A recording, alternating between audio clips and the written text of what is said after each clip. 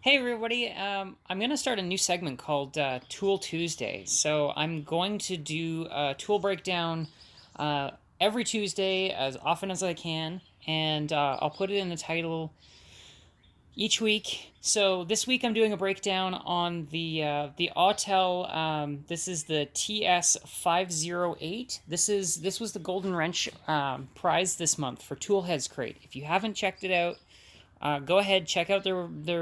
It's a monthly subscription for tools. But I won this as part of the Golden Wrench. So each month, somebody wins something along this prize. It's a really good, cool thing. Check it out. But this time it's the Autel Maxi TPMS TS508. Quite a long name. But this is a tire pressure programming tool. So it's actually really cool. I got a chance to use it today at work, and that's actually kind of nice compared to the Mopar one we have. So I was just messing around with it out with the charger, since the Scat DAC doesn't have tire pressure monitors. But we can do some pretty interesting stuff. And, I run through here.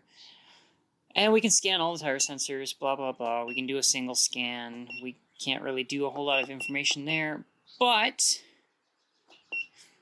it will actually give you the part number of the factory tire pressure sensor, which for a dealership tech, that's huge because you don't have to wait for a parts estimate. For an aftermarket shop, that's even better because now you know what part number you can call up the dealership for. There is information for programming aftermarket sensors. Oh, whoops. And you can program aftermarket tire sensors. You can do a relearn. You can do the easy sensors, the Schrader easy sensors, the Magneti Morellis. You can program tire sensors to a car. So if you bought a set of used wheels that had tire pressure sensors that were correct for your vehicle, but they weren't trained to your car, you can go ahead and do that. I programmed one today for a Jeep Liberty that had a dead tire sensor. Yeah, it was actually a fantastic tool setup. So there's all sorts of stuff we can do here. We can also do, if I go back out of here, we can do RKE monitor. So again, if we have the charger key, so it'll actually tell us when the key's programmed. So I'm going to lock the car again because, I'm near it. And, that's fantastic. That's really good because then you can check to make sure that whether or not it's the key fob is actually functioning correctly or whether the car is just not programmed to it. So that's really handy. You can apparently update tire pressure thresholds. So if you have guys with Jeeps that like to air down their tires, you can update that tire pressure threshold. So say they like running on the trail at 15 psi. Well, that's going to throw a tire light, and it really should. I don't recommend changing that pressure, but you can update that threshold so that it doesn't throw the tire light. Personally, I wouldn't, but you can do that in here. I have not messed around with that just yet, but the fact that you can update these thresholds is fantastic. It comes with lifetime software updates, which is another fantastic feature. Since new vehicles come with new tire pressure sensors all the time, lifetime updates is a fantastic option.